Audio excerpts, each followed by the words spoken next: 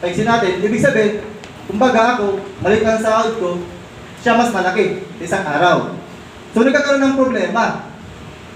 Sa decision making, ang lumalabas na mas ahead, babae. Tama ba Sir Jubin?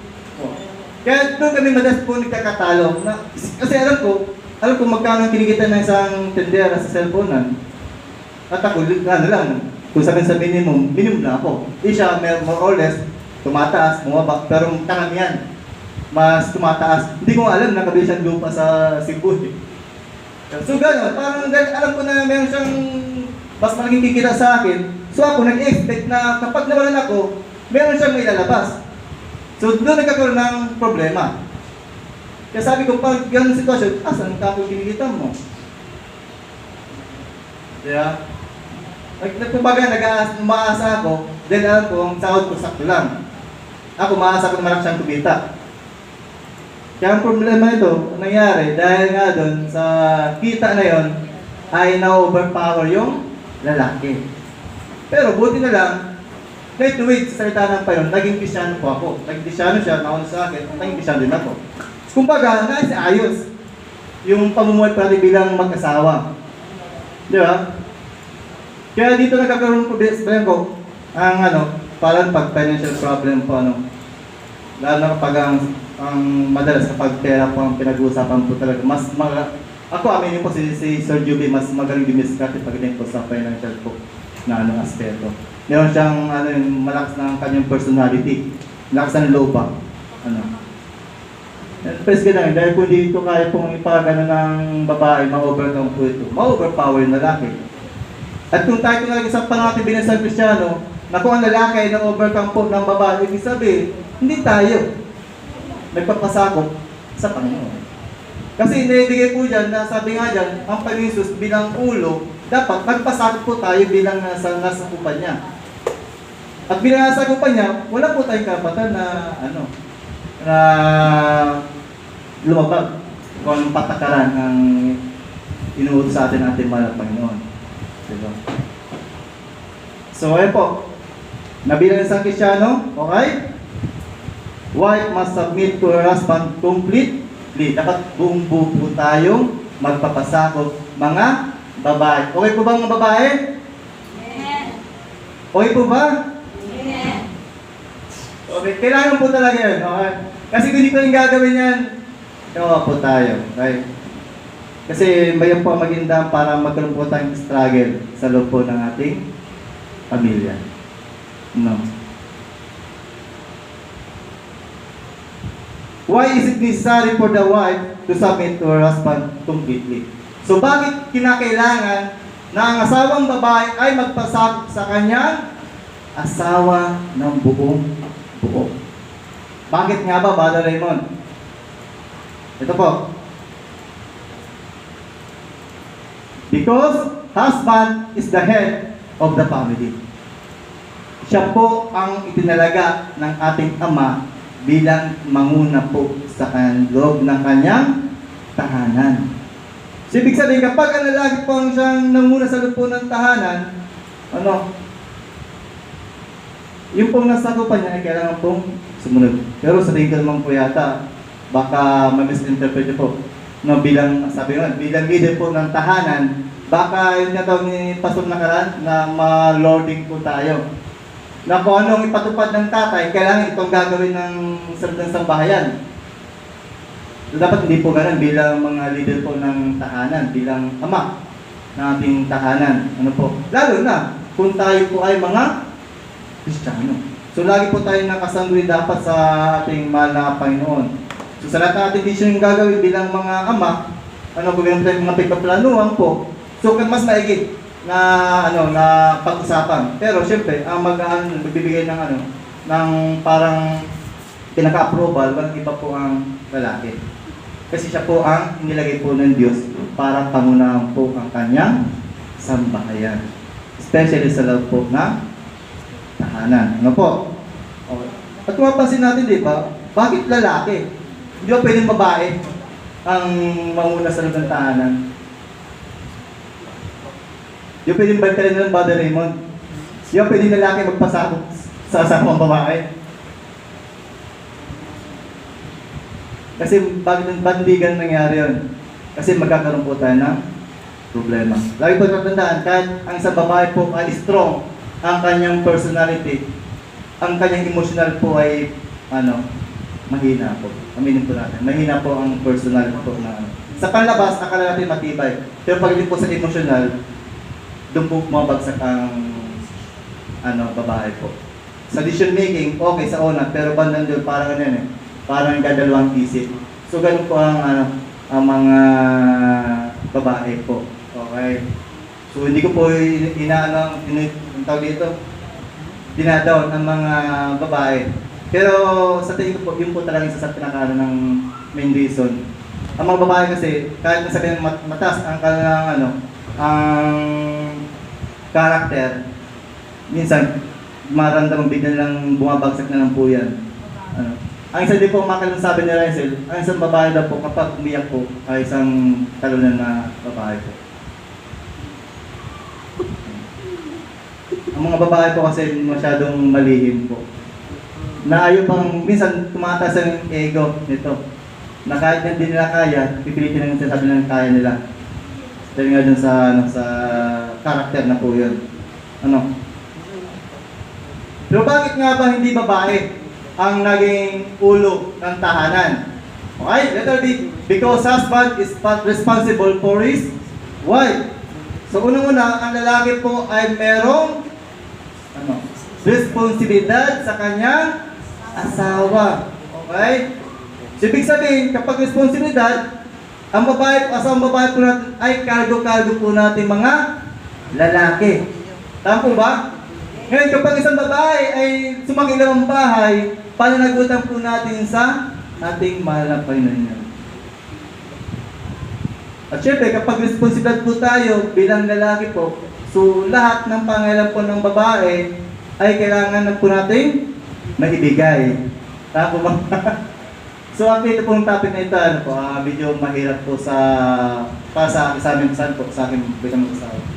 Kasi dapat kasi may mga pagkakataon na dapat si Sir Joby ay nasa loob po ng tahanan. Yun po talaga pinaka-biblical na design niyo po ng ating mga lapin. Ang babae po dapat ay nasa loob po ng tahanan bilang ina ng tahanan po. At yung lalaki, siya ang lahat ng mag-provide ng kanyang pangailangan ng kanyang buong sambahayan. Pero sa panahon po natin ngayon, kumbaga yung babae ay para sabagay ang kalanggampanin po ng babae sa asawang lalaki ay katuwang. Hindi katulong. Katuwang po ang babae sa kanyang asawang lalaki. Kaya kung yung asawang lalaki po natin, pag ginagawa tayong katulong, ay iba na pong usapan yun. Katuwang po natin ang ating asawang lalaki. Ibig sabihin, parang nabanggit ni Pastor sa Copos, di ba? Kung ano ang pagkukulang ng lalaki, yung babae po ang siyang magpupuno nito. Kung anong meron sa babae na wala sa lalaki, si babae ang siyang magpupuno ng kakulangan ng lalaki. Pero kung mas lamang yung nagagawa ng babae, huwag po natin susumbatan ng ating mga asawang lalaki. Kasi siya pa rin po ang nilagay bilang pinuno o leader po ng ating tahanan o ng ating pamilya. Kayo po ba ang babae? Ibig po ba parang hinta? Okay? Bakit kailangan na magpasakop ng babae ng buong buo sa kanyang asawang lalaki? Sa pasahe po ng Biblia po.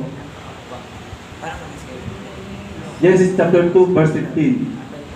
Inilagay ng Panginoong Yahweh ang tao sa halaman ng Eden upang ito'y pagyamanin at pangalagaan. From the creation po yan. So, sino ang unang nilikha po dyan?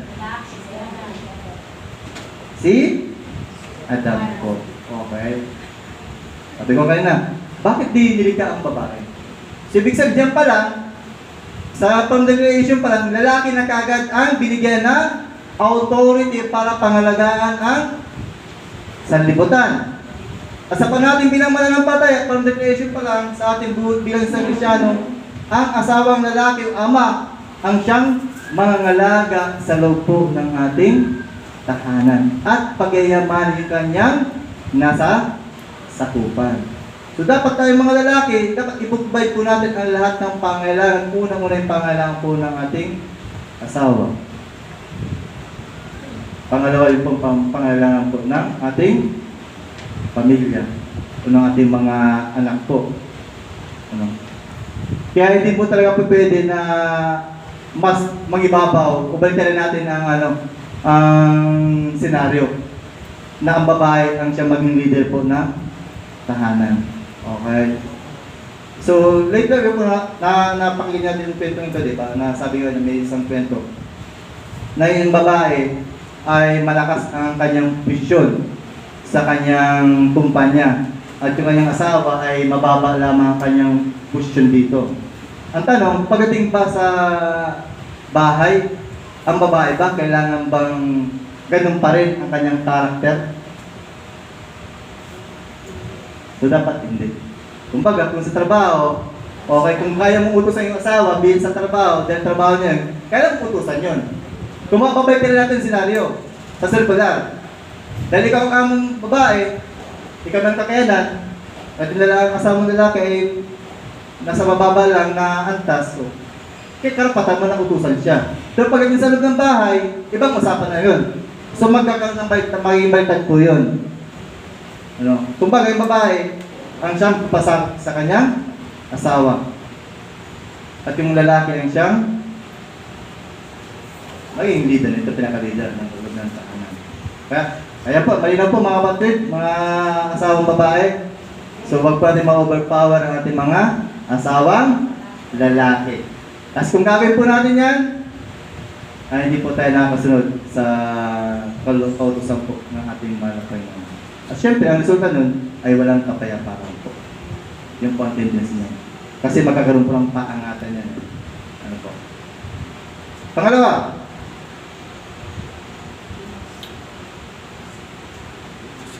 to have a successful Christian marriage, wife must respect her husband unconditionally.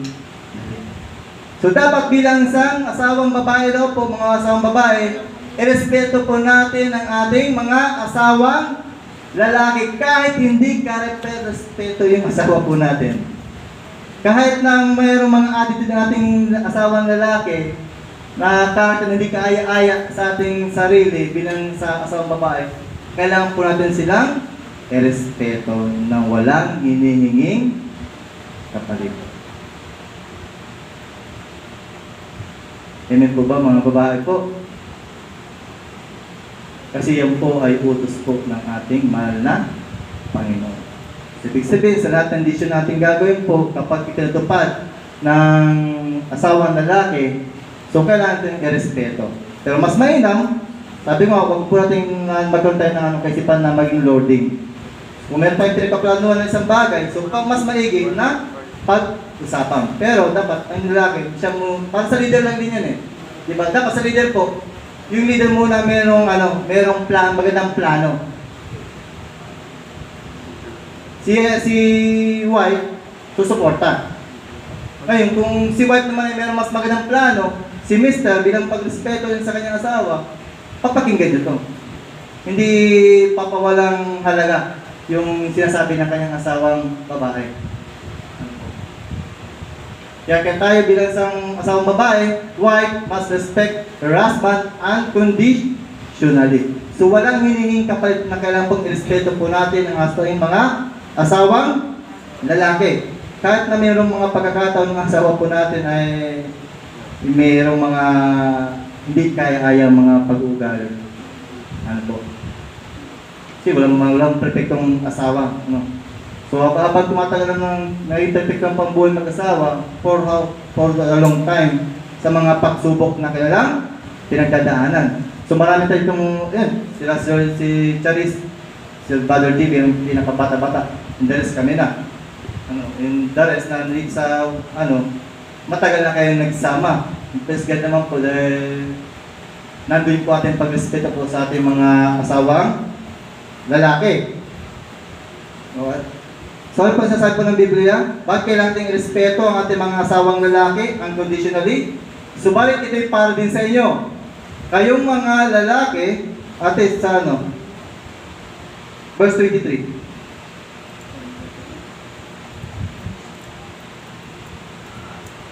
Sapagkat ang ulo ng ang lalaki ang ulo ng kanyang asawa tulad ni Kristo na siya ang ulo ng iglesia na kanyang katawan at siya ang tagapagligtas ito. So, ibig sabihin, ang lalaki po talaga ay kailangan po natin ano, sabi ko nga nito, yung decision making, pag sa decision making, so kailangan po natin na respeto po ang lalaki po. Para maiwasan po natin yung pagkatalo. Ngayon kung sa pag sa decision making, dapat po si babae, kung mayroong magandang plano, isubmit po sa asawang lalaki bilang pagrespeto po. Hindi natin ibabypass si lalaki. Ano? Kahit na gaano kaganda ang plano natin mga babae, kung hindi mo natin dito natin sinasanggunin sa asawa natin lalaki, ay magkakaroon po ng violation. So, ibig sabihin, hindi tayo sumusunod sa Panginoon natin. Kung di mo nirespeto, vice versa lang yan. Kung di mo nirespeto ang asawa mo, ibig sabihin, hindi natin iginagala o nirespeto ang Diyos na siyang nagbigay sa iyo sa asawa mong lalaki. Kaya kahit, sabi nito, kahit anong pangit ang ugali ng asawa natin lalaki, wala na po tayong choice, mga kapatid. Kundi ilapit na po sa ating mahal na Panginoon, isuko ng Lord, kayo na pong bahala sa asawa ko. Ano?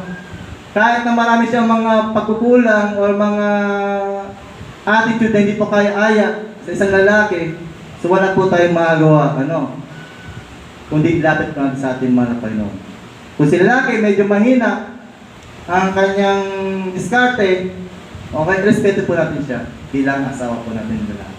Bilang pagrespeto din po natin sa ating mahal na Panginoon.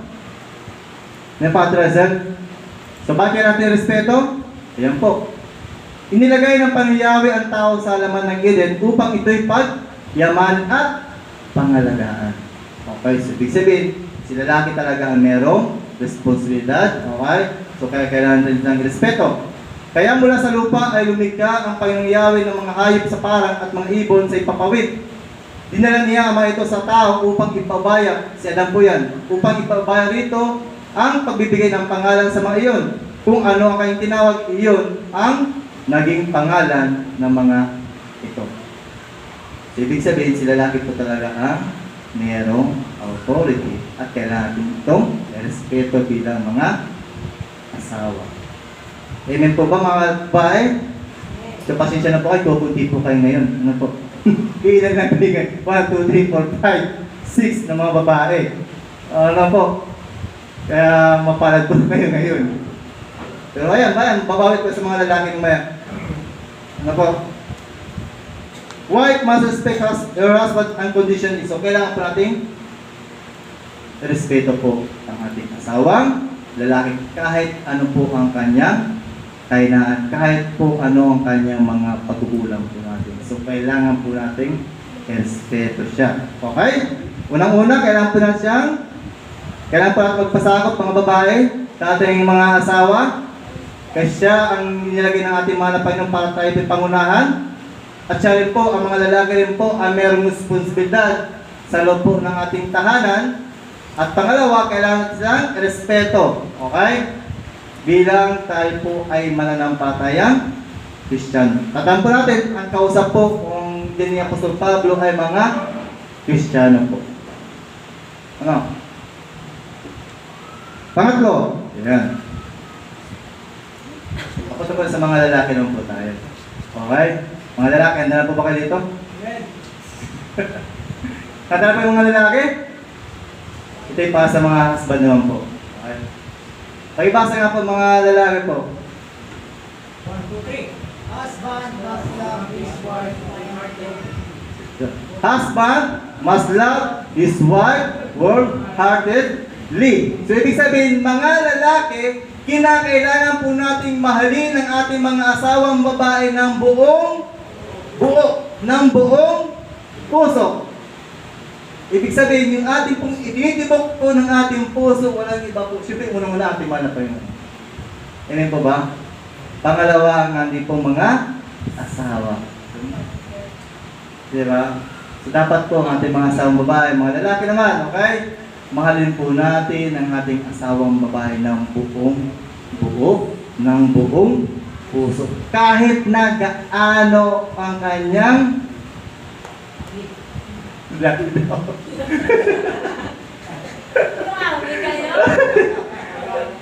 Kahit na gaano katigas ang ulo ng asawang babae, kahit ayaw magpasakot nito, kahit na meron mga desisyon na mas tanguna ang asawang babae, na naipabagtas ba ang asawang lalaki, kailangan pa natin mahalin ang ating mga asawa. Amen po ba? Bakit? Kasi sila po ang perpektong ibinigay sa atin mga lalaki. Amen po ba mga babae?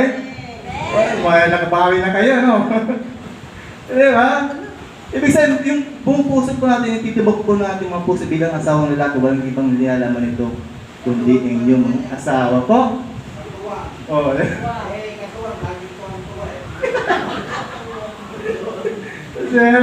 tuwang-tuwa sa kanyang asawa. Alam mo, sipag-sipag mo, ang bait-bait mo, at tigas-tigas ang ulo mo, sumahal pa rin kita. Wala po tayong magawa, kundi mahalin po natin ang ating mga asawang babae. Kahit nang gaano katigas ng kanyang personality. Okay? Tuwang-tuwa kayo. Sapagkat sabi kung ano yun eh, kumbaga hindi sa, sabi ko sa Jubi sa Tragkabel-Kakaberon. So pasensya ng Jubi, hindi mo na ako pwede isuri. Unang-una, wala na akong nanay. Wala nang pamilyang pupuntahan. Kaya sorry, sad to say, wala ka na mapapagsulihan sa akin. Yung mga kapatid ko, hindi na pwede tanggapin. Kasi meron silang sariling pamilya. Kaya pasensya ka na. Tatanggapin mo ako ng buong buo. Eh ha? Pagtatsagaan mo ako. So parang ka din po tayo mga asawang lalaki. So ano mga pagkulang ng mga ating mga asawang babae. So kailangan po natin silang tanggapin, pagtsagaan, okay? Kung sila isiksik ngayon, praise God. Yeah. Bakit? Ibig sabihin, yung babaeng lalaki po, ay will provided po ng kanyang asawang babae. Yeah. O baka naman lumalaki dahil sa tumatabala sa consummation sa asawang lalaki. So, hindi naman. Hindi ang basta consummation, mga kapatid. Pero sabi nga dyan, ayan po, husband must love his wife wholeheartedly. Kung gusto po natin maging matagumpay po ang pagsama po natin bilang buhay mag-asawa bilang isang Kristiyano, mahalin po natin ang buong buo ang ating mga asawang babae. Kahit anong kapintasan meron sila, kailangan po natin silang tanggapin. Kailangan po natin silang mahalin ng buong buo. Bakit? Kasi nga, ang paninis natin, di ba? Ito po. Huwag kayong maging tuwa na sa as. Ito po, mga lalaki, mahalin ninyo ang inyong asawa na gaya ng pagmamahal ni Kristo sa iglesia. Nihandog niya ang kanyang buhay para sa iglesia upang ialay ito sa Diyos. Matapos linisin sa pamamagitan ng paghuhugas sa tubig at salita, ginawa niya ito upang ang iglesia ay may harap niya sa kanyang sarili na nasa kagandahan nito. Walang anumang dungis ni kulbot man, banal at walang anumang kapintasan. Gayon din naman, dapat mahalin ng mga lalaki ang kanilang asawa tulad ng sarili ng katawan. Ang lalaki nagmamahal sa kanyang asawa ay nagmamahal din sa kanyang sarili. So mamaya na yan. So dapat po bilang isang lalaki po, lalaking asawa, okay, mahalin po natin ng buong buo ang ating mga asawa. Katulad po ng pagmamahal sa atin na ipinadama po ng ating mahal na Panginoon. Na despite na tayo po ay maraming pagkukulang, na despite na tayo paulit-ulit na nagkakasala, inilig pa rin tayo ng ating mahal na Panginoon. Hindi tayo sinumbatan ng ating mahal na Panginoon. Amen po ba? So dapat bilang sa lalaki, ganun po tayo, bilang sa mananampalataya. Yan. Napakita pa, no? Tama po yun. Vice versa lang yun eh. Katulad na, kaya maganda dito, sabi ko dito na ano eh, yung, sabi, nasa, ano pa yun eh, nasa letter A and B yan eh, na kung paano ba't may pakita na asawang lalaki, yung pagmamahal na, yung buong pusong pagmamahal ko sa ating asawang mga lalaki. So sabi nga ni Pastor Joshua kanina, kung hindi natin kayang mahalin ng buong puso ang ating asawang babae, ibig sabihin, hindi tayo nagmamahal sa Panginoon. Minsan mapasok mapait eh. Ang pagkasing pagmamahal, sobrang pait. Ang masama yata ang loob sa akin. So, pero biro lang po yan. So, dapat mas for how many years na tayong sama bilang mag-asawa, hindi pa kabisado ang timpla ng kape ng asawa. Yung timpla ng asukal, kung ito ba'y matamis. Ang mga ito, baliktad, baka yung lalaki mismo timpla pa ng kape sa kanyang asawa. O, pwede naman ano. So, okay, pwede lang. Kasi, balik kami, sa amin ganun kasi. Ako nagtitinta ng kape ko sa umaga. Pag tinita niya, salamat, hindi, magtitinta, bahala ka. Kasi minsan, tulog pa siya, ako gising na, nag-almasal na ako eh. Tulog pa ng almasal. So sabi nga dyan, bilang sa kasi nagkaroon po lang yan, ng parang halimbawa po ating mahal na Panginoon Jesus. Kung baka ibinigay niya kanyang pagmamahal sa atin bilang isang Kristiyano, sa kaloob ng kanyang iglesia, na kahit gaano ang kapintasan nito, hindi tinignan tayo yung kanyang kapintasan po natin. Inyan tayong malinis sa kanyang harapan. So sana, ganito po tayo. Kung po nakita natin mga pagkukulang o kapintasan po natin mga asawang babae, so palitan po natin ng buong pusong pagmamahal po sa kanila. So huwag natin susumbatan sila. Kundi tulungan natin sila na ma-overcome nito. Ano po? Turuan sa maayos na pamamaraan na according to the scripture po, hindi sa pamamaraan po natin. Kasi kung sa pamamaraan po natin, ay wala. Gulo talaga. Ano po? At kapag hindi naayos, okay. Parang kahapon na ito, yung topic ni Brother JB. Yung pagpapatawad. So sabi yan, kasi hindi ko atin mamali ng buong buhay natin po mga asawang babae po. Okay, yung parang kalakalati lang, 3/8 lang, 3/4 lang. The rest, iba. Yung sa pagkulang ng asawang babae, ay hindi po maganda yun. Okay. Ibig sabihin, hindi po tayo tunay na nagmamahal ng buong puso sa ating mahal na Panginoon. Okay? So, balikan po, anong kapintasan po ng ating mga asawang babae o lalaki. Kung asawa po natin medyo payat na payat, o mataba, tsabilita, praise God, mahalin po natin sila ng buong buo. Kasi sabi nga, hindi mo na sila pwedeng istolit sa iyong tahanan. Sinadaan po natin mamaya yan. Okay? Or not. How can a husband make his wife feel his wholehearted love? So paano bilang asawang lalaki daw? Paano ba maramdaman ng asawang babae ang buong puso nating pagmamahal sa kanya? Ano ba?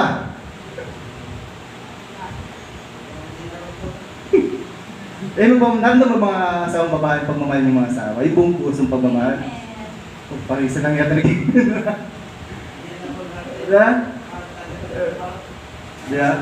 Ibig sabihin talagang, yung dapat maramdam po ng ating asawang babae po na talagang minamahal po natin sila ng buong puso po. Hindi buong muso.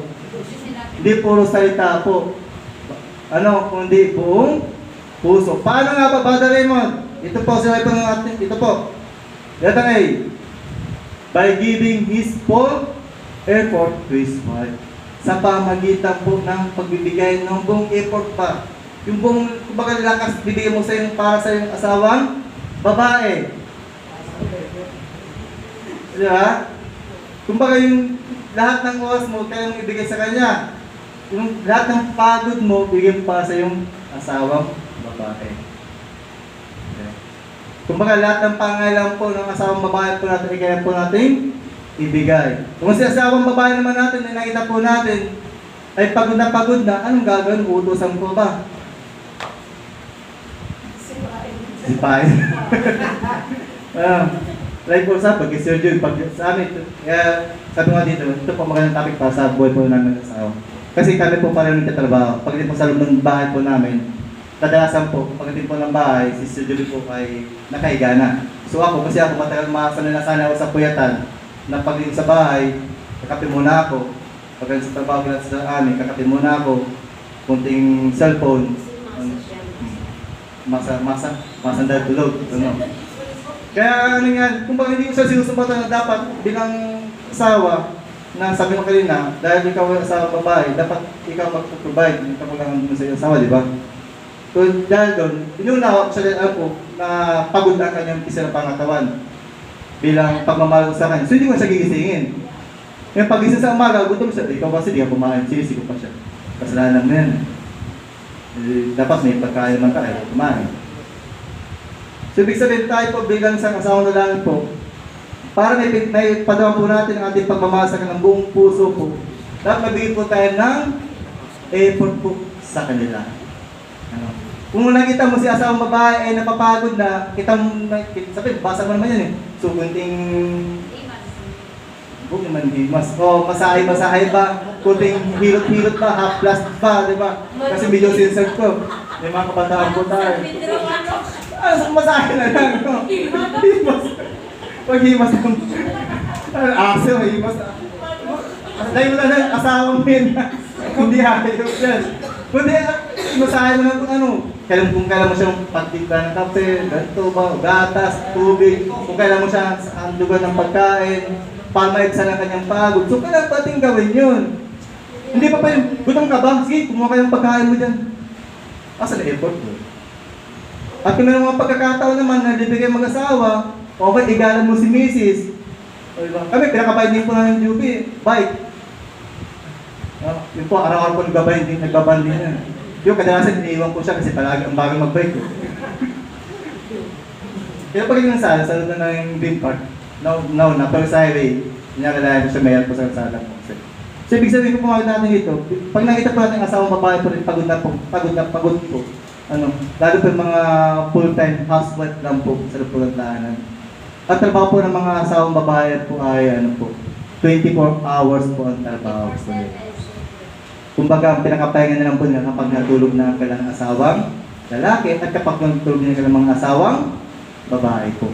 So tayo bilang asawang lalaki, kung tayo mahal po natin ng buong puso, magbigay po tayo ng ibayong effort po sa kanila. Okay. Para paano, may padang po natin. Yung huwag yung puro salita po tayo. Samahan po natin ating mga gawa po yan. Bakit po? Kasi po ang ating mga lapis ay gumawa po. Hindi po siya puro salita, gumawa po siya ng aksyon. Sa pamagitan po ng pagsakripisyo, pag-aalala ng kanyang buhay para sa atin po. So tayo bilang isang asawang lalaki, sabi nga, responsibility po natin ng ating mga asawang babae. So kailangan po tayo magbigay ng ibayong effort para sa kanila. Ano pa? How can a husband make his wife feel his wholehearted love? By giving him time to talk privately. Mga asawa, mag-asawa, meron pa ba kayong magkakataon na mag-usap sa sarili na ninyo?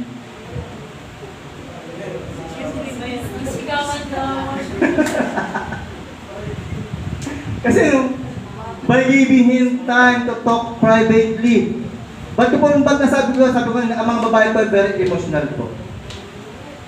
So kailangan po ng mga asawang babae po natin siyempre kausapin. Kumusta ka na? Kumusta ang maghapon mo? Okay. Pagod ka ba? Pagod ka ba? Anong nangyari sa'yo? Kaya? Sa'yo po? Ayun po mga kapatid. Isa po sa... Diba? Hindi puro si lalaki, puro trabaho, di ba? Ako, saan po, bilang mag-asasin Jubit po, hanggang maaari po, kahit sa'yo pagod na pagod, pinukulit ko po yan. Hanggang sa makasanas sa akin eh. Kasi kailangan po natin na makausap po natin mga asawa po, kanya-kanyang asawa po natin. Mahalaga po yun. Kasi isa po sa dahilan kung ba't naging matagumpay po ang pagsama ng mag-asawa, miscommunication po. Sige, kaya mga asawa lalaki, kapag hindi yung kinausap private yung mga asawa, gusto mo sa ibang lalaki may pag-usap yan? Parang fine. Okay, parang problema. Ang may sasagot. Okay. Doon mas lalong makakaroon ng problema po. Kasi mayroon po nga mga babae po kasi hindi po basta-basta naglalabas po sila ng mga emosyon nila, daladalayan po nila. Ang ginagawa lang po nila, umiyak ng isang tabi, okay, doon sila mag-release ng kailang sama na lupot, pagod na naramdaman. Kung tayo mga asawa lalaki, kung yan sila papansin, hindi sila katausapin. Eh malamang talaga. Sa iba talaga magkukwento yan. Ano? Diba? Ay, problema din po yun. Kasi yung nga po, kaya kadalasan po nagkakaroon po ng problema, yung pong miscommunicate. Napakahalaga po nun. Kaysa yung sa ano, sa mga asawang babae, kung ang babae po nagtatrabaho, dapat magkaroon po ng panahon din po sa asawang lalaki na magkaroon po ng pangungusap. Mag-usap po tayo. Magkaroon po tayo ng magkaroon tayo ng unawaan lang. Hindi pa pwede na matapos ang isang araw na hindi kayo nag-uusap bilang mag-asawa po. Napakahalaga po nun. Kasi mali po natin, yung mga asawa po natin babae, meron parang dinaramdam. Ano? Tanungin mo. Eh kung walang pakam sa ibang magkwento, yari ka na. Lagi ko tandaan ha. Okay mga kapatid. Tayo po iisa na bilang mag-asawa. Kung anong kasalanan ng lalaki, kasalanan po ng babae. At kung ang kasalanan ng babae, kasalanan po ng lalaki. May attempt, ikwento ang kasalanan ng lalaki ng asawa mo sa iba. Mas nakakaya po yun. Tama po ba? Iyo. Kaya? So, nag-kwento. Kaya mas mainam po na pag-usapan po natin. Magkaroon po tayo ng panahon po. Kahit na pagod po tayo, yung simpleng kumusta ka, okay ka lang ba? Kumusta ang araw mo? Okay na po sa mga babae yun eh. Na maramdaman nila na mahal mo sila. Kasi kung titignan po natin sila, kung kaya mo, malakas na yung personality, kaya mong dalhin yan. Mahala ka sa buhay mo. So, asa yung pagmamahal mo? Paano yung tinanggap mo sa iyong asawa? Sa hirap at ginawa. Pag sa hirap, ikaw na bahala. Hindi po pwedeng gano'n. Yan po. Pag napadama ang ating buong maramdaman nating asawa na ating pagmamahal ng puso, by giving him time to talk privately. So magkaroon po tayo ng pag-uusap nung kailan mag-asawa ng sarili niya po. Diba? Kaya nga yung di ba narinig po naglumas tayo, yung pumunta ng tribe of Judah, isa po sa pamaranan po namin, na para sa mag-asawa po ay talagang magkaroon ng pag-uusap. Ewan ko lang kung nag-uusap pa kayo sa nung kwarta nyo. Diba? So kailangan po talaga yun. Kasi po namin tahanan, dahil po sa akin po mag-asawa ng Jubic, ay po nagkakausap lang po kami kapag ang mga anak po namin nasa labas. Kapag ako po ng service, ang mga anak po nasa taas, doon po nagkakausap po ng kwentuhan. Ano po? Napakalaga po ng communication po sa loob ng sa buhay po ng mag-asawa. Pangatlo, by taking care of his wife. So, kaya po natin alagaan ng ating mga asawang babae. Bakit? Okay? Kung paano minamahal ng asawa ng lalaki ang kanyang asawa, ang kanyang sariling katawan, like po sa Apple, kung ating mga tayo pong mga lalaki, kung tayo po'y pogi, nagpapapogi tayo, okay? Bagad ng ating postura, bagad ng ating kasuotan, dapat ang asawa at ating babae, ay ganun din po tayo. Kung nakita po ang asawa po natin medyo haggard na, bigyan mo ng pampaganda. Ano yan? Bigyan mo na stress na. Bigyan mo ng stress tab para mabawasan ng kaunti. Kasi mahalaga po yun. Dapat po kasi maramdaman po ng ating mga asawang babae na tayo na inalagaan po natin sila. Kasi tayo po ang ibinigay po ng ating amang nasa langit na mga alaga po sa ating mga asawang babae. Okay ba mga asawang lalaki? Gusto niyo as ibang asawang, ibang tao, ibang lalaki mga alaga sa inyong asawa?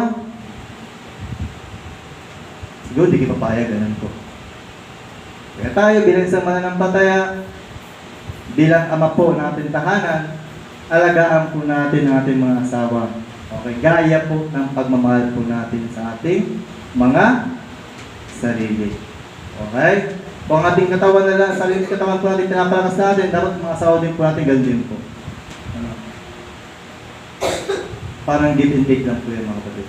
Huwag puro di porket tayong sa atin yung full responsibility, parang kaya na pa si asawang babae. Hindi po ganun dapat. Para magkaroon po tayong matagumpay na buhay mag-asawa, ayan po. At para maramdaman din po ng mga asawa natin na minamahal natin silang bumbu, muna dapat po magkaroon po tayo ng effort po sa kanila. Naman po natin.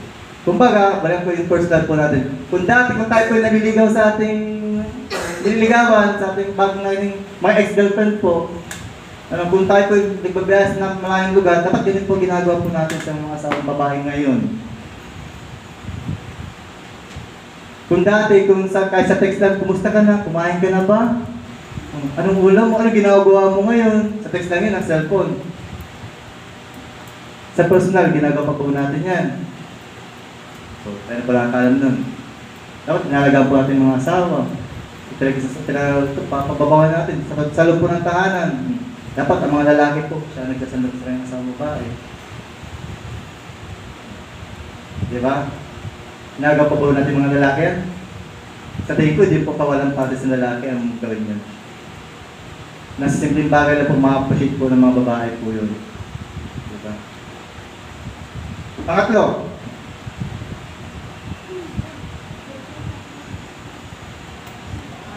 Pang-apat na pala ito? Okay. Pang-apat na. Pangatlo. Sorry po. How to have a successful Christian marriage? Husband and wife must live harmoniously. Brother Raymond, anong ibig sabihin niya? So dapat, kung tayo po gusto maging matagumpay na buhay mag-asawa, dapat po tayo ay nagsasama na merong pagkakaisa. Na merong kapayapa. Okay? Bakit ang pagsasabi po ng Biblia po? Tayo mga bahagi ng kanyang katawan, gaya ang sinasabi sa kasulatan. Dahil dito, iiwan ng lalaki ang kanyang ama't ina at magsasama sila ng kanyang asawa. At silang dalawa ay magiging isa. Okay? From two person, dahil sila mag-asawa na naging isa. At pinag-isa sila ng Panginoon. Okay? So dapat dahil kayo isa na, so, ibig sabihin, sa lahat ng plano po natin, sa ating mga plano, lagi kasama si husband or si wife para magkaroon po tayo ng mapayapang pamumuhay, maayos na pamumuhay. Para masabi po natin na tayo po ay matagumpay na buhay mag-asawa. Ano? Kaya dito, yan po, very biblical po yan. Na dapat, kapag ang buhay mga binata, dalaga, nag-asawa kayo, so dapat, kailangan mong umiwalay sa loob ng iyong magulang. Okay? Kasi kung di pa rin gagawin yun, magkakaroon ng ano, iba po si Pastor Joshua Alcantor dito na dapat, di ba sa pagtayo po ng isang buhay mag-asawa, isang pamilya, di ba dapat ang mag-asawa, magkatayo ng kanyang sariling kaharian, o tahanan. Yung po pinaka-biblical po talaga na ano, na ayon po sa kalooban ng Panginoon. Na kumbaga yung magkakaroon po ng tamang sa kasi kadalasan po kasi nagkakaroon ng problema sa isang buwan mag-asawa sa loob po sa tahanan kapag ano si biyanan at si mag-asawa nandun, lalo na kapag yung biyanan ng buwan o lalaki ay mas pabor dun sa asawa at sa lahat ng kanyang plano sa hindi maganda, papaboran ng ano ng biyanan. At doon nagkakaroon ng problema. At the same time, pag ito condition making, si asawang babae o si lalaki, wala sa lalaki, ay hindi makapag-desisyon na hindi nakasagul sa kanyang mga magulang. Kumbaga nakadepende lamang si lalaki sa kanyang mga magulang. E dahil nga po, dahil biblical po yan, so dapat bilang mag-asawa, talagang aalis tayo sa poder ng ating mga magulang upang tayo po ay makapag-desisyon ng sarili po natin. So kay Father Romel naman, kasi sila pa nasa loob po sa isang loob po ng santanan, o sa kanya po, kanya-kanyang kwarto. Kumbaga wala silang pakialam sa lahat ng desisyon na gagawin. Nabuhat sa namin. Kasi baka mga si Father Raymond, okay, paano kami? Paano kami nasa kami ng tahanan? Like for example, kay Father J, ganti naman eh. Diba? Pero kaganda ito, meron kanya-kanyang kwarto. Kumbaga sa decision making, sila Father Raymond at si Sister Ami, dahil nasa po din sila si Sir Han at Sir Rica, at si Ruth, okay? Di na dapat pakilaman ang desisyon na gagawin po ng kailangang anak. Yun, tama po yun. Bahala sila nun. Kasi sila tayo ng sariling nila ng kaharingan o ng kanyang sariling pamilya. Kasi kung papakilan pa nila yung vision nila, ay pang-usapan na yun. So magkakaroon ng problema. Ano? Kung kaganda nito, usap nila Brother JB, nasa din sa tahan, di ba? Sila tatay. Pero, kagaya patay sila ng sariling division. Sa lahat ng condition making, hindi sila pwedeng saklawan ng kanilang mga magulang. Kumbaga, makakapag-decision sila ng sarili nila. Upang sa yun, mag-asawa ito ay magsasama ng merong pagkakaisa. Yun. Yung tatay nga nito, hindi naman magtatagalin eh, paano wala na yan? Oo. Ano yun lang, paano hindi ko umiwa, naiiwa. Kailangan mag-start ka talaga. Ito pa yung binigay sa atin ng ating mga pinaka-design po, di ba? Like po, di ba dati sila, Adan at Eva, di ba? Hindi pa sila kakasala. Well provided po ng ating mahal na Panginoon yung pangailangan po nila, di ba? Pero nung nagkasala sila, umiwala sila sa yung pangailangan nila, sila ang bahala sa kanilang pagkain sa araw-araw. So, ibig sabihin, umiwala sila sa presence ng Panginoon. So, dapat tayo bilang mag-asawa, yun din po tayo. Na kung gusto pa magkaroon ng pamumuhay na mapayapa, may mayroong pagkakaisa, okay? Yan maganda. So sa lahat natin hindi siya nagagawin, okay? Kung si babae, mayroong magandang plano, at si lalaki ay mas mating natin, mas lamang yung babae, pagbigyan natin sila. Yan. Kasi di ba, Hmm. isa sila talaga eh. Kasi ang babae, buka rin Oh, tadya. Hmm. lalaki. So pagbalik doon, yung isa, anong lugar ng lugar ng pwede? Isa niya, Kaya, Pero provided. yun po ang kaya dito, kung ba't yung painugot yun sa boyfriend nila kay Bat Adan, kasi ito po talaga mangyari po talaga. Kapag tayo po bilang mag-asawa, ay magsama na mayroong pagkakaisa po, kumbaga nagdadamayan po tayo, nagtulungan po tayo, okay? Sa decision making gagawin po natin, hindi lang si lalaki, hindi si babae, dapat lang siyang nagpapatupad nito. Ngunit pinag-uusapan po talaga para maging maayos ang samahan. Siyempre, para masabi natin babalik sa ganun ngayon, nandun kang kayapaan, susubukan mo naman na andun kayo, andun yung pagmamahal mo, yung buong busong pagmamahalan, si babae papasakit sa yung asawang lalaki, okay? Si asawang lalaki, binibigyan kanyang oras, panahon, effort para sa kanyang asawang babae. Ano maging resulta nito? Yung kapayapa. Pero kung si babae o si lalaki hindi marunong sa ganung sitwasyon, magkakaroon po talaga ng problema. So hindi tayo maging matagumpay na mag-asawa kung ang bawat sa po sa atin yung mga tatlong nabagit po natin kanina ay kulang po tayo dyan. Hindi po tayo maging matagumpay. Okay? So, I hope and I pray na bilang mag-asawa po, okay, sikapin po natin na kasi ito po, unang-una po na tayo po yung mga Kristyano po. At pangalawa po, na yung buhay pa natin mag-asawa, nakita po ng ating mga anak po. Kasi kung anak po natin, nakita po natin sa loob po ng tahanan, ay hindi nagkakasundo ang mga magulang, yung asawang babae, hindi papasabot sa kanyang asawang lalaki, yung asawang lalaki, hindi niya minamahal ng buong puso ang kanyang asawa, at nakikita ito ng kanyang mga anak, ang resulta ito, yung anak, yun din ang kanyang dadaling paglato nito. Kumbaga, maging routine na lang, Paul Creed. Kasi atin bilang isang buhay mag-asawa sa gabing ito, sa hapon na ito po, tayo po mismo maging maayos po tayo. Maging maayos po tayong huwaran na buhay mag-asawa bilang isang mananampalataya. Okay. Napakahalaga po nun. Ito pa katotohanan po. Sa atin po nakatingin ang ating mga anak. Kung tayo po bilang mag-asawa ay hindi maging huwaran sa kanya, tiyak po na pagdating ng panahon po, yung mga anak din po natin ay ganyan po sila. Pero buti na itong mga kabataan po natin, okay, lumaki po sa sa ganitong mga gawain po. Kahit na dumating sa ganitong sitwasyon, meron po silang salita na magpapaalala sa kanila. Kamaya ito, tayo pong mga matatagal ng mag-asawa na inuudyugan tayo natin sa ng Panginoon, pero hindi pa po tayo, parang wala lang. Nakakaya po. Lalo na pag matagal po tayo mga Kristyano po, na nakita po ng ibang tao, sa labas po okay, pero pag hindi sa loob, ang gulo-gulo, sisigawan, malamang hindi tayo masabing matagumpay na Kristyano. Yeah. Baka masabing, Kristiyano yan. Kristiyano mag-asawa yan. Yung Kristiyano mag-asawa yan. Parang proud, isa patanong. Di ba? So, yun po ang mensahe sa po nito, mga kapatid po.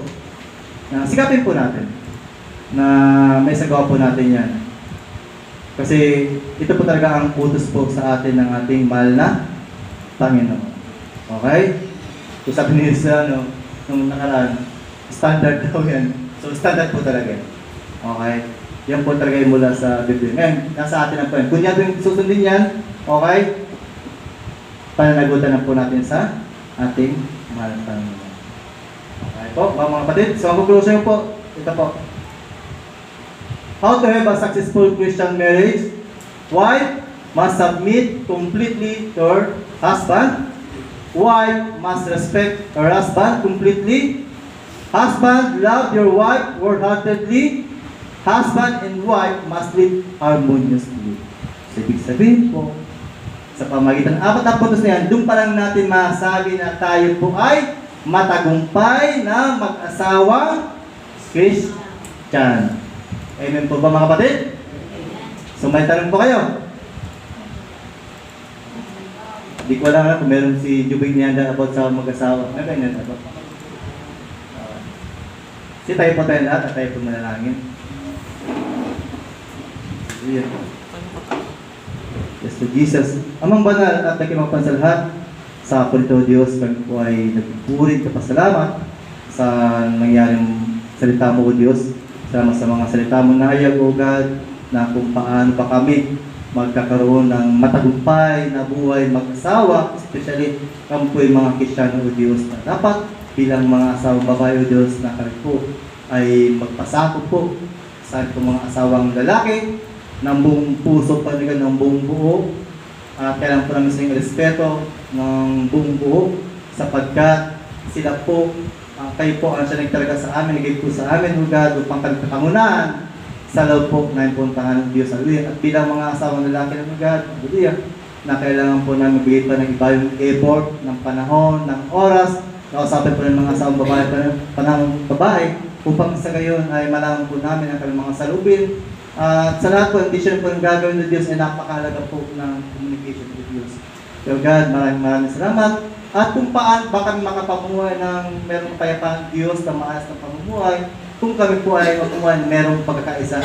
Sa lahat, condition na nagagawin ng Diyos ay kailan po itong isang gunit, unang-una sa inyo, pangalawa po sa kanya-kanya po namin mga asawa po Diyos. Sa Panginoon, muli, maraming salamat po Diyos sa salita ng hayag, sa gabing sa hapon ito, pagpalaan ito, sa buhay na mag-asawa, nandiyan sa gabing po Diyos na ito po ay makita mismo sa pang-araw-araw po ng pamuhay kami. At kami po ay maging mabuting halimbawa din po, Diyos, bilang isang mag-asawang Kristiyano.